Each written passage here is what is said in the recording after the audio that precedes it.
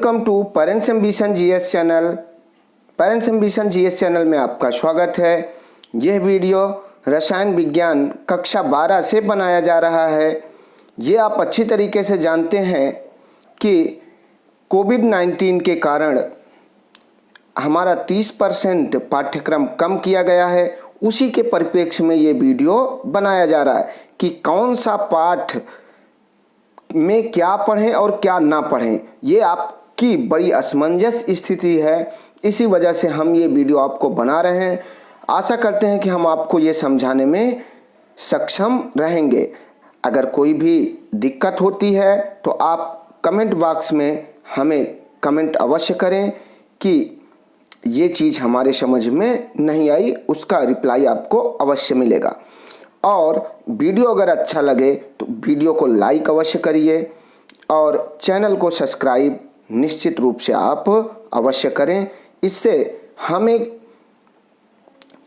एक अगला वीडियो बनाने के लिए बहुत सारी प्रेरणाएं मिलेंगी। साथ में आप जब वीडियो सब्सक्राइब कर लें तो एक चीज़ बेल आइकन दाबना मत भूलें, जिससे मैं जो भी वीडियो आपको अन्य वीडियो अपलोड करूं आपको तुरंत पता चल जाए कि ये वीडियो अपलोड किया गया है। तो हम शुरू करते हैं। ये सबसे पहले ये वीडियो बड़ा हो सकता है, लेकिन आप पूरा देखें और निश्चित रूप से आपको पूरी बातें समझ में आएंगी। तो बात करें हम पहले पाठ की, ठोस अवस्था। ठोस अवस्था में हमें क्या नहीं पढ़ना है, इसके बारे में आप अच्छी तरीके से याद रखें कि ठोस अवस्था में हमें जो नहीं पढ़ना है वो है, सिर्फ और सिर्फ हमें ध्यान यहाँ ये देना है कि हमें विद्युत एवं चुंबकीय गुण, जो धातु का बैंड सिद्धांत था वो नहीं पढ़ना है। चालक, अर्धचालक, कुचालक एवं एन और पी टाइप के अर्धचालक, ये हमें पहले पाठ में नहीं पढ़ना है। तो अगर आप इसके लिए अनावश्यक टाइम वेस्ट कर रहे थे तो याद रख लें कि इसको इस 2021 के आने वाले एग्ज़ाम में इसको नहीं पढ़ना है। उसके बाद अगर हम बात करें दूसरे पाठ विलयन की, तो विलयन में हमें असामान्य आणविक द्रव्यमान नहीं पढ़ना है। हमें सामान्य जो पढ़ना है वो हमें सामान्य आणविक द्रव्यमान पढ़ना है, ना कि हमें असामान्य आणविक द्रव्यमान पढ़ना है। दूसरी चीज वांट हाफ गुणांक। वांट हाफ गुणांक भी इसी पाठ में आप अंत में पढ़ते हैं, वो भी नहीं पढ़ना है। और फिर बात करें हम तीसरे पाठ वैद्युत रसायन की, तो वैद्युत रसायन में हमें क्या क्या नहीं पढ़ना है। वैद्युत अपघटन के नियम नहीं पढ़ना है, जो प्रारंभिक विचारधारा थी उसको हमें नहीं पढ़ना है। उसके बाद क्या नहीं पढ़ना है, शुष्क सेल नहीं पढ़ना है, शुष्क सेल नहीं पढ़ना है। उसके बाद वैद्युत अपघटनी सेल नहीं पढ़ना है, गैल्वानिक सेल यानी गैल्वनी सेल भी कहते हैं, और सीसा संचायक सेल, ईंधन सेल और संक्षारण, ये हमें नहीं पढ़ना है। ये आप अच्छी तरीके से याद रखें। फिर से एक बार हम बता देते हैं अपघटन के नियम। शुष्क सेल, वैद्युत अपघटनी सेल और गैल्वानिक सेल, सीसा संचायक सेल, ईंधन सेल और संक्षारण, ये हमें नहीं पढ़ना है। उसके बाद रासायनिक बलगतकी में मुख्य रूप से दो चीज़ नहीं पढ़ना है। वो क्या है, संघट्य सिद्धांत की अवधारणा, इसकी ना तो हमें प्रारंभिक परिचय पढ़ना है, ना ही इसकी गणितीय विवेचना। उसके बाद अगर हम बात करें सक्रियण ऊर्जा, एक्टिवेशन एनर्जी नहीं पढ़नी है। आर्हेनियस इक्वेशन भी नहीं पढ़ना है, यानी आर्हेनियस समीकरण भी नहीं पढ़ना है। उसके बाद अगर हम बात करें पृष्ठ रसायन, तो पृष्ठ रसायन में हमें क्या क्या नहीं पढ़ना है। उत्प्रेरक समांगी और विषमांगी नहीं पढ़ना है। उसके बाद सक्रियता और चयनात्मकता नहीं पढ़ना है। उसके बाद एंजाइम उत्प्रेरण और पायसों के प्रकार भी नहीं पढ़ना है, यानी पायस और पायसों के प्रकार नहीं पढ़ना है हमें इस वाले में। ये आप अच्छी तरीके से याद रखें। यानी पृष्ठ रसायन में हमें उत्प्रेरक स्पेशली समांगी और विषमांगी नहीं पढ़ना है। सक्रियता और चयनात्मकता नहीं पढ़नी है। दूसरी चीज एंजाइम और उत्प्रेरण, पायस और पायसों के प्रकार हमें नहीं पढ़ना है। उसके बाद अगर हम बात करें कि तत्वों के निष्कर्षण के सिद्धांत एवं प्रक्रम, ये पाठ पूरी तरीके से हटा दिया गया है, इसको हमें कुछ भी पढ़ना नहीं है। तो ये बात अच्छी तरीके से आप समझ लें। इसमें मुख्य रूप से और क्या हटाया गया है, निष्कर्षण के सिद्धांत एवं विधियां, यानी सांद्रण, ऑक्सीकरण, अपचयन, वैद्युत अपघटनी विधि और शोधन, एल्युमिनियम, कॉपर, जिंक, आयरन की उपलब्धता एवं निष्कर्षण के सिद्धांत, यानी पूरी तरीके से ये पाठ खत्म कर दिया गया है। उसके बाद बात करते हैं अगर हम तो पी ब्लॉक की। पी ब्लॉक में आप अच्छी तरीके से जानते हैं 11 में तो पी ब्लॉक के 4, जो एस ब्लॉक के 2 और पी ब्लॉक के 2 वर्ग पढ़ लिए थे। इंटर में आपको पढ़ना है 15वां वर्ग, 16वां, 17वां और 18वां, यही 4 वर्ग पढ़ने हैं। इन 4 वर्गों में भी बहुत सारे कम कर दिए गए हैं, उसको आप ध्यान से समझें क्या क्या कम किया गया है, किस प्रकार से हमें याद रखना है। तो हम सबसे पहले बात करते हैं 15वें ग्रुप के तत्वों की, जिसमें हमें नहीं पढ़ना है। वो क्या नहीं पढ़ना है, नाइट्रोजन के ऑक्साइड हमें नहीं पढ़ना है, फास्फोरस के अपर रूप, फास्फोरस के यौगिक जिसमें फास्फीन है, हाइलाइडों यानी PCl3 और PCl5 का भी विरचन हमें नहीं पढ़ना है, और इसके गुणधर्म और ऑक्सो अम्लों का केवल प्रारंभिक परिचय, ये सभी हमें नहीं पढ़ने हैं। याद रखिए, जिन जिन चीज़ों को हम गिना रहे हैं इनको नहीं पढ़ना है। उसके बाद अगर हम बात करें तो वर्ग 16 में क्या नहीं पढ़ना है, सल्फ्यूरिक अम्ल का औद्योगिक उत्पादन हमें नहीं पढ़ना है। बहुत इंपॉर्टेंट था, बहुत बार ये पूछा जाता था एग्जाम में, तो एक चीज़ कम हो गई, ये बात अच्छी तरीके से आप याद रख लें। फिर बात करें अगर हम इकाई 8 की, तो इसमें डी और एफ ब्लॉक के तत्व, इसमें पूरा नहीं कटा है, याद रखिए इसमें कटा क्या है, K2Cr2O7 यानी पोटेशियम डाइक्रोमेट और KMNO4 पोटेशियम, यानी ये हमें नहीं पढ़ना है, पोटेशियम डाइक्रोमेट और लाल दवा, ये हमें इसका विरचन और गुणधर्म नहीं पढ़ना है। यानी इसमें से भी 2 चीज़ें कम हो गई, ये आप अच्छी तरीके से याद रखें। ये डी और एफ ब्लॉक की बात है कि पोटेशियम डाइक्रोमेट नहीं पढ़ना है, और हमें लाल दवा का ना तो बनाने की विधि पढ़ना है और ना ही इसके गुणधर्म के बारे में पढ़ना है। फिर लैंथेनाइड में रासायनिक अपक्रियाशीलता आती थी, उसको भी हमें नहीं पढ़ना है। एक्टिनाइड में इलेक्ट्रॉनिक विन्यास नहीं करना है। ऑक्सीकरण अवस्था तथा लैंथेनॉइड से तुलना, ये भी हमें नहीं पढ़ना है। उसके बाद जो पहली बुक का आखिरी चैप्टर यानी इकाई 9 उप सह संयोजक यौगिक है, कोऑर्डिनेशन कंपाउंड है, उसमें संरचना एवं त्रिविम समावयवता नहीं पढ़ना है। यानी संरचना समावयवता और त्रिविम समावयवता, 2 समावयवता हमें नहीं पढ़ना है। बाकी की हमें दोनों समावयवता पढ़ सकते हैं, अगर प्रकाशिक लेंगे तो वो तीनों पढ़ सकते हैं। तो इस तरीके से इसको आप यानी बाकी की समावयवताओं को पढ़ सकते हैं, जिसमें क्रियात्मक समूह समावयवता होगी और स्थान समावयवता होगी। इसके अलावा क्या होगी, तो ये सभी समावयवताओं की बात होंगी, बस केवल नहीं होगी तो किसकी, संरचनात्मक और त्रिविम समावयवता नहीं पढ़ना है आपको। फिर धातुओं के निष्कर्षण भी नहीं पढ़ने हैं, ये भी आप अच्छी तरीके से याद रखें। उसके बाद गुणात्मक विश्लेषण और जैविक निष्कर्षों में उप सहसंयोजन यौगिकों का महत्व, ये भी पूछा जाता था, ये भी अब नहीं पूछा जाएगा। उसके बाद अगर हम सेकंड बुक की बात करें यानी सेकंड पार्ट की बात करें, तो पहला है halo alkane and hello arene. इसमें बहुत सारे कम हुए हैं, इसको आप अच्छे तरीके से याद रखें कि इसमें हमें नहीं पढ़ना है जो dichloromethane, trichloromethane, tetrachloromethane, iodoform, freon, DDT, के उपयोग, डीडीटी के उपयोग और पर्यावरण पर प्रभाव, ये हमें नहीं पढ़ना है। तो अगर हम बात करें, ये हमें नहीं पढ़ना है। फिर एल्कोहल, फिनॉल और ईथर में हमें मेन चीज़ जो नहीं पढ़ना है वो मेथेनॉल और एथेनॉल का उपयोग नहीं पढ़ना है। उसके बाद अगर हम बात करें नाइट्रोजन युक्त कार्बनिक यौगिक में, तो नाइट्रोजन युक्त कार्बनिक यौगिक में हमें साइनाइड और आइसोसाइनाइड उचित स्थानों पर संदर्भ में दिए जाएंगे।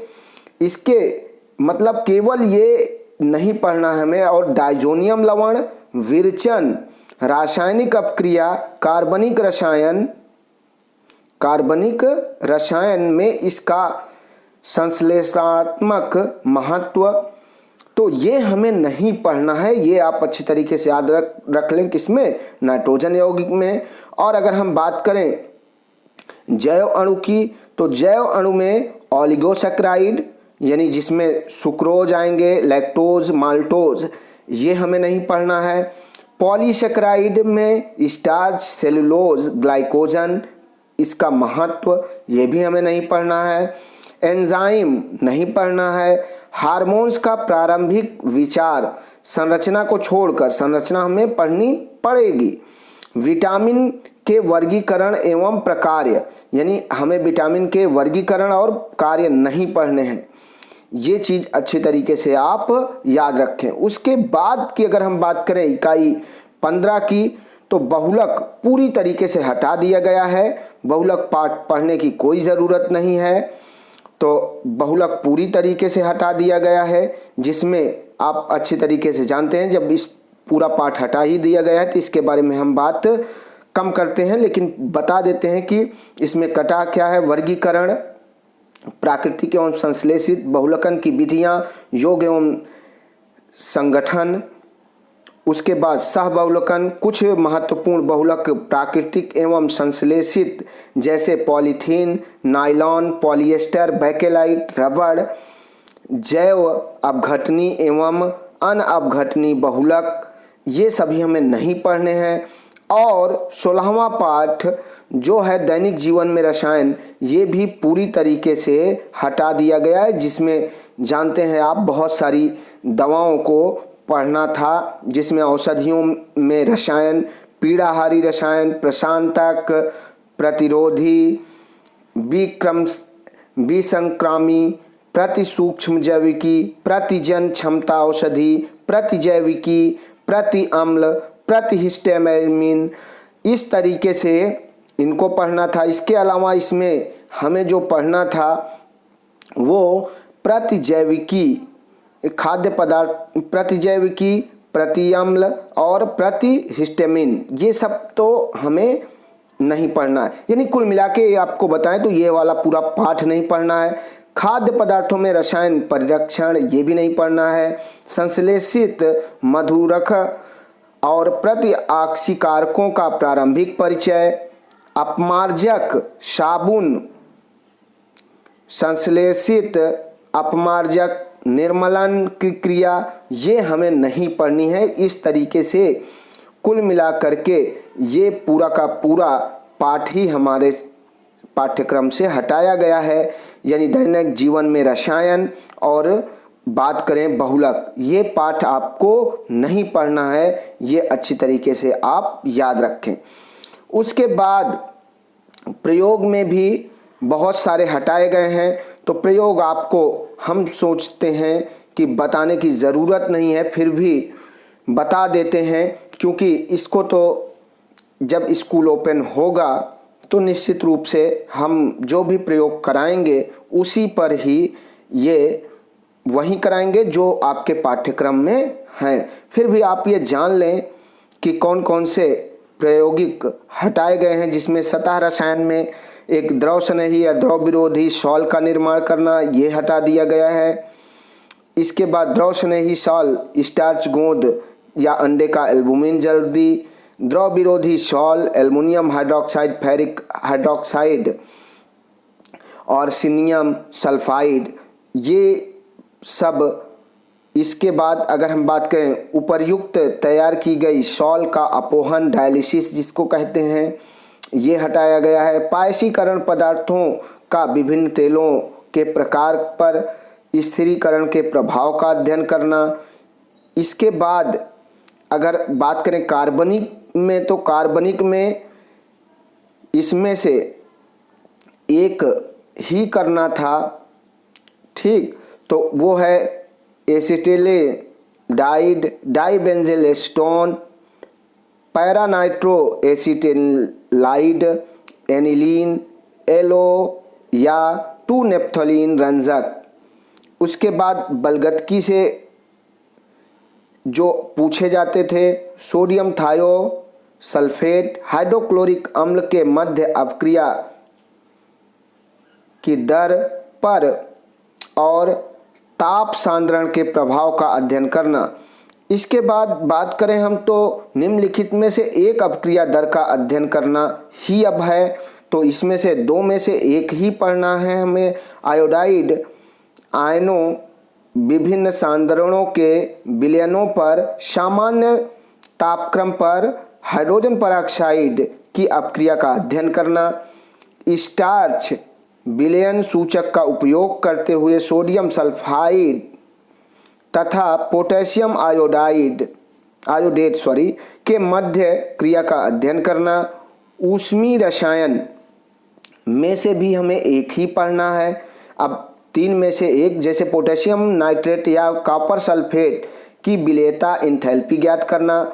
प्रबल अम्ल HCl या प्रबल क्षार NaOH का उदासीनीकरण एंथैल्पी ज्ञात करना। एसीटोन तथा क्लोरोफॉर्म के बीच हाइड्रोजन बंध निर्माण में एंथैल्पी परिवर्तन निर्धारण करना। इसमें से एक ही करना है। फिर वैद्युत रसायन की अगर हम बात करें तो इसमें जिंक से जिंक 2 पॉजिटिव आयन और कॉपर क्यूप्रस आयन से क्यूप्रिक आयन से क्यूप्रस आयन में परिवर्तन यानी CuSO4 और ZnSO4 के अपघटन, सामान्य ताप में परिवर्तन, सेल के नियमों में बदलाव करना है।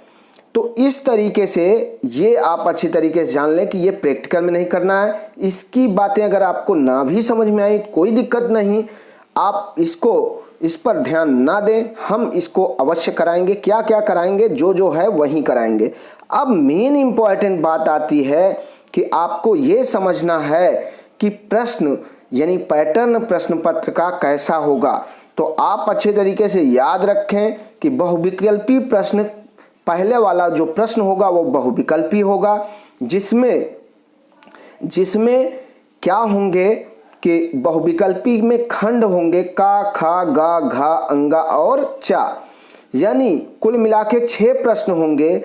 ये 6 प्रश्न एक एक नंबर के होंगे, यानी कुल मिला के 6 नंबर के बहुविकल्पी होंगे। उसके बाद अगर हम बात करें दूसरा प्रश्न और तीसरा प्रश्न, तो दूसरा और तीसरा प्रश्न में भी 4-4 खंड होंगे और चारों 2-2 नंबर के होंगे। तो आप समझ सकते हैं कि 4 दूनी 8 नंबर के हमारे कौन होंगे, दूसरे और तीसरे प्रश्न। इसी तरीके से चौथा और पांचवा, तो चौथे को पहले हम समझ लेते हैं। चौथे में भी 4 खंड होंगे, यानी का, खा, गा और घा, 4 प्रश्न आएंगे और चारों ही करने होंगे। ये तो आप अच्छी तरीके से जानते हैं कि इसमें अथवा हमें मिलने वाला नहीं है। और प्रत्येक प्रश्न के 3 अंक होंगे, यानी 3 चौक 12, कुल मिला के 12 नंबर का चौथा प्रश्न होगा। फिर 5वें प्रश्न की बात करें तो 5वां प्रश्न होगा जिसमें भी 4 खंड होंगे, यानी का, खा, गा और घा। ये भी 4-4 नंबर के होंगे, यानी 4 चौक 16 नंबर के हो जाएंगे।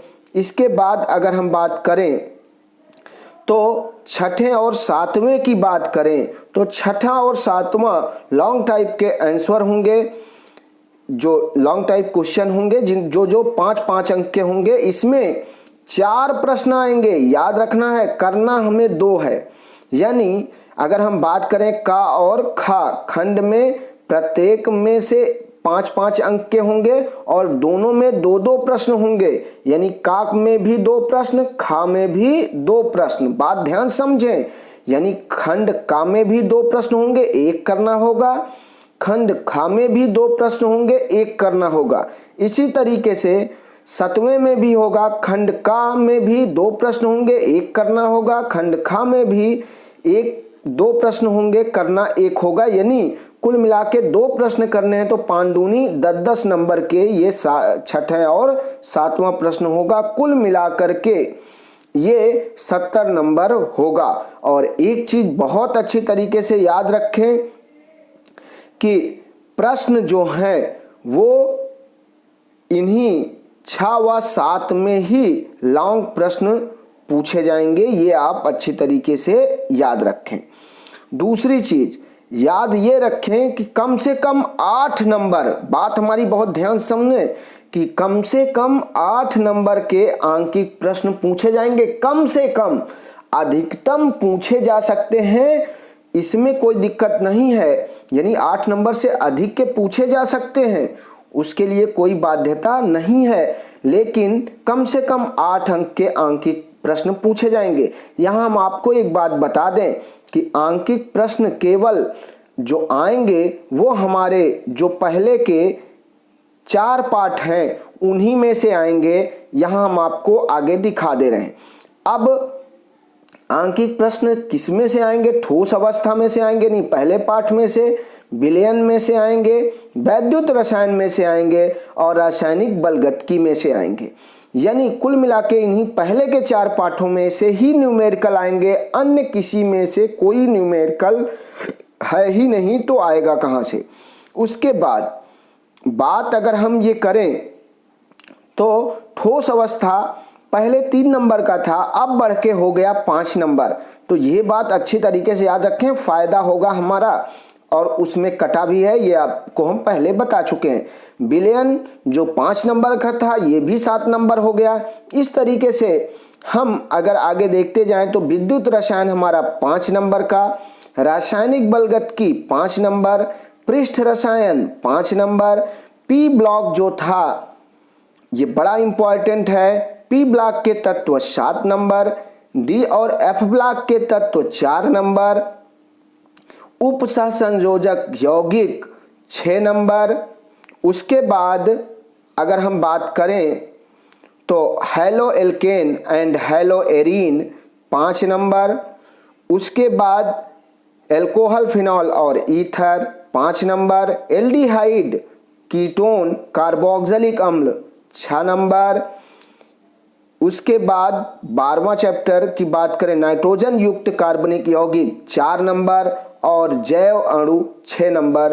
कुल मिला के ये 70 नंबर हमें प्राप्त करना है, यानी ये 70 नंबर के लिए ही हमें पूरी लड़ाई लड़नी है। ठीक है, तो ये 70 नंबर और 30 नंबर आप जानते हैं प्रयोगात्मक है। तो मेन आपका जो थियरी है वो क्या है? 70 नंबर, यही 70 मार्क ही मेन होंगे, जिसमें आपको अधिक से अधिक अंक अर्जित करने हैं। उसके बाद अगर हम बात करें ठोस अवस्था में हमें क्या क्या पढ़ना है, तो ठोस अवस्था में हमें पढ़ना है विभिन्न बलों के आधार पर ठोसों का वर्गीकरण, आणविक, आयनिक, सहसंयोजक और धात्विक। फिर क्रिस्टलीय, अक्रिस्टलीय ठोस केवल प्रारंभिक परिचय पढ़ना है। द्विबीमी, त्रिबीमी क्रिस्टल जालक, द्विबीमी, त्रिबीमी क्रिस्टल जालक एवं एकक कोष्ठिकाएं, संकुलन क्षमता, एकक कोष्ठिका के घनत्व का परिकलन, ठोसों में संकुलन रिक्तियां, घनी एकक कोष्ठिका में प्रति एकक कोष्ठिका के परमाणुओं की संख्या और बिंदु दोष। तो इतना ही पढ़ना है, ये बहुत ध्यान से आप याद रखें। इसके अलावा हमें कुछ भी नहीं पढ़ना है जो कि पहले पढ़ना था, ये बात अच्छी तरीके से याद रखें। सेम इसी तरीके से विलयन की बात करेंगे तो विलयनों के प्रकार जो कि 9 प्रकार, यानी ठोस ठोस, ठोस द्रव, इस तरीके से जो बने 9 हैं उनको आप अच्छी तरीके से जानते हैं। तो इस तरीके से इनको जो पढ़े हैं उसको पढ़ना है। फिर ठोसों के द्रवों में बने विलयन की सांद्रता को व्यक्त करना। बहुत सारी यहाँ पे मोलरता, मोल प्रभाज बहुत सारे यहाँ पे पढ़े हैं, उनको यहाँ पे सांद्रताओं की बात करनी है। उसके बाद बात करें तो गैसों की द्रवों में विलेयता, ठोस विलयन, अणुसंख्य गुणधर्म, वाष्प दाब का आपेक्षिक अवनमन, राउल्ट नियम, क्वथनांक का उन्नयन, हिमांक का अवनमन, परासरण दाब, अणुसंख्य गुणधर्मों द्वारा आणविक द्रव्यमान ज्ञात करना। इतना ही पढ़ना है हमें, ठीक है। फिर बात करें अगर हम वैद्युत रसायन की, तो वैद्युत रसायन में हमें ऑक्सीकरण अपचयन अपक्रियाएं पढ़नी है, वैद्युत अपघटनी विलयनों की चालकता, विशिष्ट चालकता, मोलर चालकता, सांद्रता के साथ चालकत्व में परिवर्तन, कोलराउज नियम जो बड़ा इंपॉर्टेंट है, वैद्युत अपघटन और सेल का विद्युत वाहक बल, और मानक इलेक्ट्रोड विभव, नस्ट इक्वेशन जिस पर न्यूमेरिकल अक्सर पूछा जाता है वो पढ़ना है, रासायनिक सेलों में इनका अनुप्रयोग, गिब्स मुक्त ऊर्जा और सेल के ईएमएफ में परिवर्तन के मध्य संबंध। तो ये भी आपको अच्छी तरीके से याद रखना, न्यूमेरिकल पॉइंट ऑफ व्यू से बहुत इंपॉर्टेंट है। फिर बात करते हैं रासायनिक बलगतिकी की, हमें क्या पढ़ना है, तो केवल अपक्रिया का वेग एवं औसत एवं ताक्षणिक दोनों पढ़ने हैं। अपक्रिया के वेग को प्रभावित करने वाले कारक, सांद्रता, ताप, दाब नहीं पढ़ना है, उत्प्रेरक की कोटि और आणविकता, वेग के नियम, विशिष्ट दर स्थिरांक, समाकलित वेग समीकरण, अर्धायु केवल याद रखिएगा आप शून्य और प्रथम कोटि ही हमें पढ़नी है, बाकी और किसी के लिए हमें नहीं पढ़ना है, ये याद रखना। इसी से हमारे न्यूमेरिकल भी आएंगे, इसी का डेरिवेशन आएगा, ये अच्छी तरीके से याद रखें। हमें केवल शून्य कोटि और प्रथम कोटि के बारे में ही पढ़ना है, अन्य नहीं कि हम द्वितीय कोटि और तृतीय कोटि में पढ़ें और जिसका एग्ज़ाम में आना एकदम फिक्स है कि वो नहीं आएगा। तो अपनी जानकारी के लिए पढ़ लें, लेकिन याद रखें कि वो एग्ज़ाम में उसका कोई भी क्वेश्चन नहीं आएगा। फिर बात करते हैं हम पृष्ठ रसायन की, तो पृष्ठ रसायन में हमें क्या पढ़ना है, अधिशोषण, भौतिक अधिशोषण, रसावशोषण, ठोसों पर गैसों के अधिशोषण को प्रभावित करने वाले कारक, कोलाइडी अवस्था, कोलाइड, वास्तविक विलयन एवं निलंबन में विभेद, द्रवरागी, द्रव विरागी, बहुआण्विक और बृहत आणविक कोलाइडों के गुणधर्म, टिंडल प्रभाव, ब्राउनी गति बहुत बार पूछा जाता है, याद रखिए टिंडल प्रभाव, ब्राउनी गति और वैद्युत कण संचलन और अस्कंदन, ये सभी जरूर याद रखें, बहुत बार टिप्पणी में ये पूछे जाते हैं। उसके बाद बात करें हम पी ब्लॉक की, जिसका नंबर हम बता चुके हैं 7 नंबर का आएगा। इसमें आपको 15वें वर्ग में क्या पढ़ना है, सामान्य परिचय, इलेक्ट्रॉनिक विन्यास, उपलब्धता, ऑक्सीकरण अवस्थाएं, भौतिक एवं रासायनिक गुणों में प्रवृत्तियां, नाइट्रोजन विरचन यानी नाइट्रोजन बनाने की विधि हमें पढ़नी है बस, और गुणधर्म, उपयोग, नाइट्रोजन के यौगिकों अमोनिया और नाइट्रिक अम्ल का विरचन, ये याद रखिए हमें नाइट्रोजन के यौगिक अगर बात करेंगे तो अमोनिया और नाइट्रिक अम्ल को ही पढ़ना है, इनके अलावा हमें और किसी के बनाने की विधि और गुणधर्मों को नहीं पढ़ना है। इसके बाद अगर हम बात करें 16वें वर्ग के तत्वों की, तो इनका सामान्य इलेक्ट्रॉनिक विन्यास, ऑक्सीकरण अवस्थाएं, उपलब्धता, भौतिक एवं रासायनिक गुणधर्मों प्रवृत्ति, डाई ऑक्सीजन विरचन, गुणधर्म और उपयोग, ऑक्साइडों का वर्गीकरण, ओजोन, सल्फर अपर रूप, सल्फर के यौगिक, सल्फर डाइऑक्साइड का विरचन बहुत इंपॉर्टेंट है, काफ़ी बार पूछा जाता है। उसके बाद गुणधर्म और उपयोग, इसमें सल्फ्यूरिक अम्ल गुणधर्म और उपयोग, ठीक, ये याद रखिए, सल्फ्यूरिक अम्ल गुणधर्म एवं उपयोग, बनाने की विधि नहीं है, ये बहुत ध्यान से आप समझिएगा। और सल्फर के ऑक्सो अम्ल केवल संरचना पढ़नी है बस। इसके बाद अगर हम बात करें 17वें ग्रुप की, तो 17वें ग्रुप में सामान्य इलेक्ट्रॉनिक परिचय, सामान्य परिचय और इलेक्ट्रॉनिक विन्यास, ऑक्सीकरण अवस्थाएं, उपलब्धता, भौतिक एवं रासायनिक गुणों में प्रवृत्तियां, हाइड्रोजन के यौगिक, क्लोरीन, और यहाँ पे मेन याद रखिए क्लोरीन और हाइड्रोक्लोरिक अम्ल का विरचन, यानी क्लोरीन पढ़ना है और हाइड्रोक्लोरिक अम्ल यानी HCl पढ़ना है और Cl2 पढ़ना है, यही हमें मेन यहाँ पे पढ़ना है। इसका बनाने की विधि, गुण और उपयोग पढ़ना है। अंतरा हाइड्रोजन यौगिक और हाइड्रोजनों के ऑक्सो अम्ल केवल संरचनाएं पढ़नी है इसमें।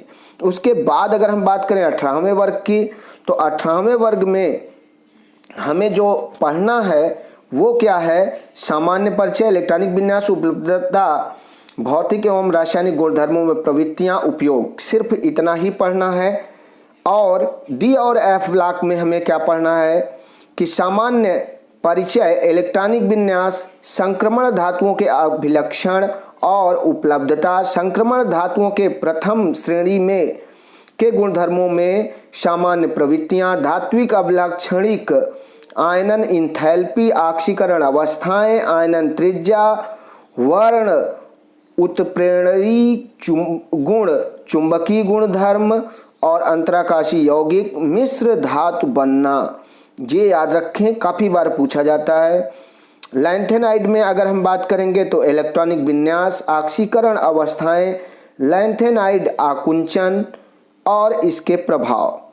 और उपसंयोजक यौगिक में क्या पढ़ना है, उपसंयोजक यौगिक में हमें पढ़ना है परिचय, मेन उपसंयोजक यौगिक परिचय पढ़ना है, लिगेंड्स पढ़ना है, उपसंयोजन संख्या पढ़ना है, वर्ण, चुंबकीय गुणधर्म और आकृतियां, एक नाभिकीय उप सह संयोजन यौगिक का आयुपीएसी पद्धति में नामकरण, जो कि बहुत इंपॉर्टेंट है, हर बार आता है, कोई ना कोई आयुपीएसी नाम पूछा जाता है।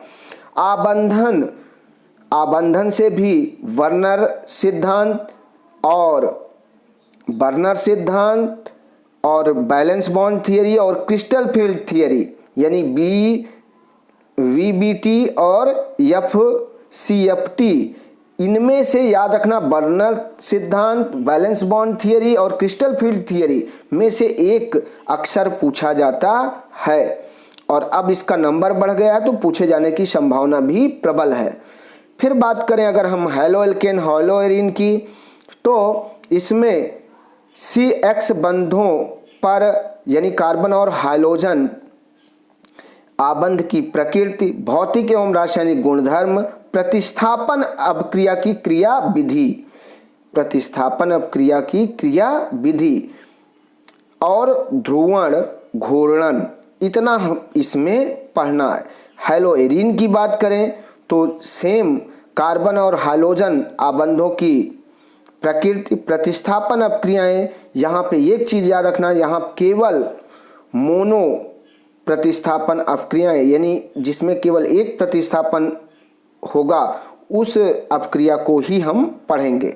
उसके बाद अगर हम बात करें एल्कोहल, फिनॉल और ईथर की, तो एल्कोहल में हमें क्या करना है, नाम पद्धति, विरचन की विधियां, भौतिक रासायनिक गुणधर्म, केवल प्राथमिक एल्कोहल, अगर गुणधर्म की बात करेंगे या बनाने की बात करेंगे तो केवल प्राथमिक एल्कोहल। उसके बाद प्राथमिक एल्कोहल, द्वितीयक एल्कोहल, तृतीयक एल्कोहल की पहचान करना,